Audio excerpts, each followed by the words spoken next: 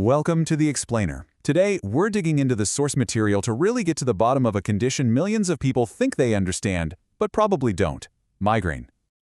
So let's just start with a question that kind of flips the script on one of the most common ailments in the world. For, thousands of years, we've chalked up migraine to being just a really bad headache. But the science? Well, the science is telling a completely different story. It's painting a picture of this incredibly complex neurological storm, something that's literally born from the dance between our DNA and the environment we live in. So, let's dive into what the research actually says. We're going to be pulling from a major scientific review that pieces together decades of findings to give us the real story. Okay, first things first. Before we can even get into the what, we have to understand the how big. Because this isn't some rare thing. It is a massive global issue.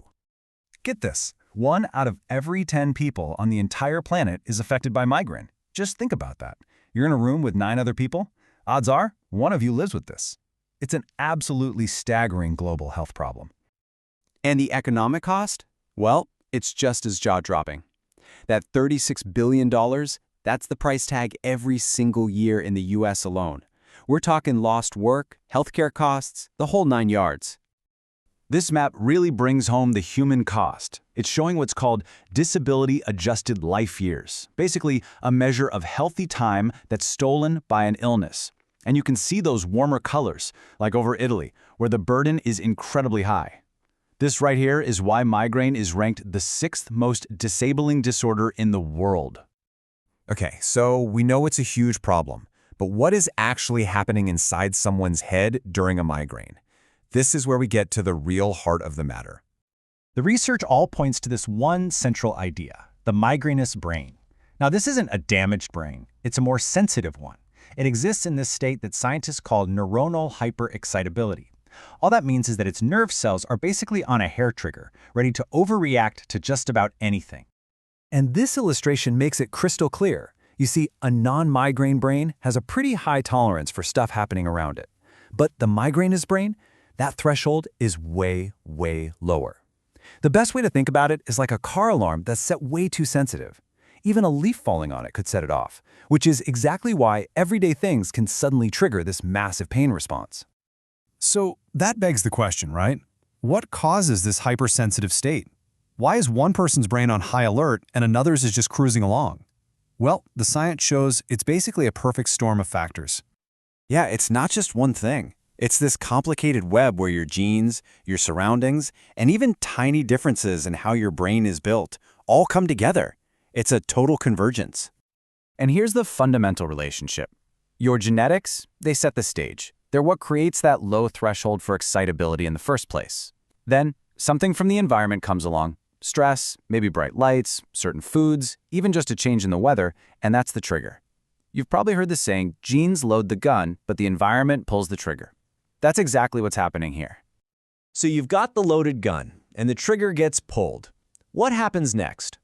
How do we go from a sensitive brain and a simple trigger to this all-out debilitating experience? It often kicks off with this really bizarre electrical event called Cortical Spreading Depression, or CSD. Just try to picture this. A slow-motion ripple of intense electrical firing spreads across the surface of your brain, and it's followed by this wave of total quiet. It's this crazy disturbance that causes the visual aura, the flashing lights or blind spots that about 20% of people with migraine get. So here's how it works. It starts with this wave of depolarization, which is just a sciencey way of saying the electrical charge of your brain cells suddenly flips. And this wave moves unbelievably slow, just a few millimeters a minute, messing up the brain's delicate chemical balance as it goes. It's literally like watching a slow-motion electrical domino rally inside your own head. Now this is the crucial next step. This is where that weird light show can morph into intense pain. That electrical wave doesn't just create visuals. It flips a switch on the brain's main pain network, something called the Trigeminovascular system. And what's so wild about this is that your brain tissue itself can't feel pain. It has no pain receptors. The pain actually comes from these super sensitive nerve fibers in the dura mater. That's the protective layer wrapped around the brain. That electrical wave irritates these fibers and they start screaming pain signals. That's the throbbing, searing pain of a migraine. But here's the thing, the story doesn't end in the head. the effects of that hypersensitive brain state, of that neurological storm, they create ripples that spread through the entire body. Migraine is not just a head problem. It is a systemic, whole-body condition. It's connected to this huge constellation of other health issues, which are known as co-morbidities.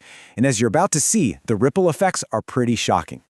The research shows these clear links to so many other conditions. We're talking depression, sleep disorders, a higher risk of stroke, high blood pressure, the list goes on. And what this tells us is that the underlying biology of migraine might be tangled up with all these other major health problems. It proves, once and for all, this is so much more than just a headache. And all of this leads us to one final, really provocative question.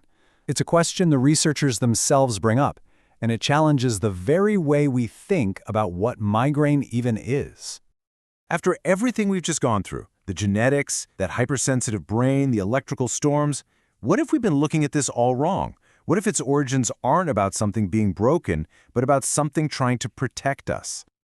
The paper leaves us with this incredible thought to chew on. At its core, pain is an adaptive response, right? It's what teaches us to pull our hand away from a hot stove. So, what if the migrainous brain, with all its hypersensitivity, actually evolved as a super-tuned alarm system, a way to detect and avoid threats in the environment? Maybe it's a protective trait that's just gone haywire, completely overwhelmed by the constant sensory bombardment of our modern world. It's a question science is still debating, and it forces us to rethink the entire ancient story of migraine.